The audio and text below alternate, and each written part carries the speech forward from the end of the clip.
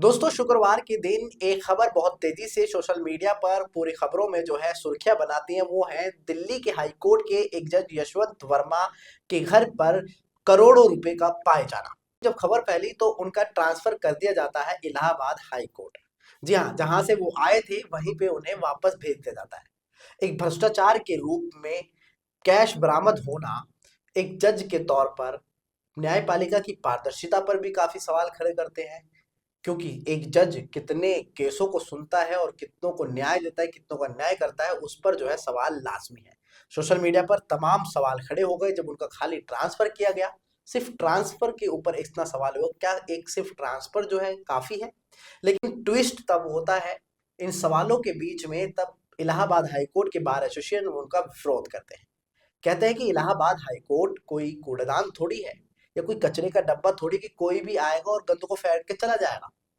उनका साफ कहना है बार एसोसिएशन का कि भाई हमारे यहाँ ऑलरेडी इतने कम जज हैं, इतनी सारी फाइलें हैं, लोगों का वैसे ही बहुत कम भरोसा है न्यायपालिका पर जिस तरह से सवाल खड़े हो रहे हैं, और अगर ऐसे भ्रष्टाचार वाले जजों को हमारे यहाँ भेज दिया जाएगा तो लोगों के मन में क्या संदेश जाएगा, लोग क्या सोचेंगे, क्या कहेंगे कि इलाहाबाद हाईकोर्ट में तो भ्रष्टाचारी बैठे हैं। मतलब संदेह पैदा करना, तो वो उसका विरोध करते हैं। ट्विस्टेड यहीं पर खत्म नहीं होता, लेकिन ट्विस्ट एक और आ जाता है शाम को रात तक। वो रात तक ये ट्विस्ट आता है कि जितनी भी ये खबरें चली, उस खबरों के बीच एक खबर निकल कर आती है जब दिल्ली फायर ब्रिगेड के चीफ अतुल गर्ग कहते हैं कि हमारी टीम जब वहां जज साहब यशवंत वर्मा के घर पहुंचती है तो उन्हें कोई कैश ही बरामद नहीं होता है। मतलब वाह, पूरे दिन एक खबर ने सुर्खियां पकड़ी, उनका ट्रांसफर भी हो जाता है, कॉलेजियम की टीम जो है जांच बैठा दी जाती है, और फिर शाम तक जो है खबर आती है कि कोई कैश ही नहीं मिला, ये तो अफवाह थी। सुप्रीम कोर्ट भी कह देते हैं कि ये तो अफवाह थी और अफवाहें फैलाई गई थी। जी हाँ दोस्तों, आप सोचकर थोड़ा हैरान होंगे कि एक जज के घर पर इतने करोड़ों कैश की बात मिलना, अनअकाउंटेड भ्रष्टाचार का पैसा मिलना, और उसके बाद रात तक जो है खबर आती है कि वो तो एक सिर्फ अफवाह थी। उस बीच उनका ट्रांसफर भी हो जाता है, कॉलेजियम की टीम उन पर जांच के लिए बैठ भी जाती है, तमाम तरह के सोशल मीडिया पर सवाल खड़े हो जाते हैं, लोगों के मन में काफी सवाल खड़े हो जाते हैं न्यायपालिका को पारदर्शिता के लिए कि एक जज के तौर पर अगर भ्रष्टाचार कर रहे हैं तो कितनों को अन्याय दिया होगा और कितनों को न्याय मिला होगा। और इस बीच खबर पूरी यह आती है कि यहाँ पर तो कोई कैश ही नहीं मिला। मतलब गजबा है, क्या हो रहा है।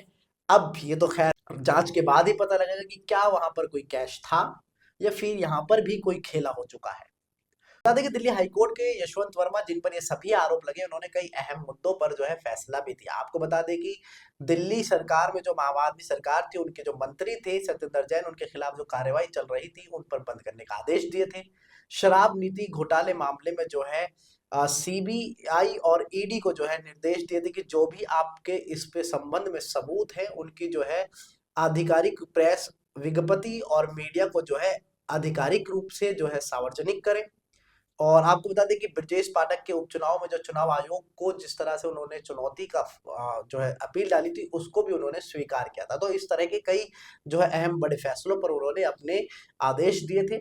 आप इसी से समझ सकते हैं कि अगर भ्रष्टाचार किया है तो कितने जो है इन्होंने न्याय दिए होंगे और कितना अन्याय का होगा। दोस्तों पूरे मामले पर आपका क्या ख्याल है?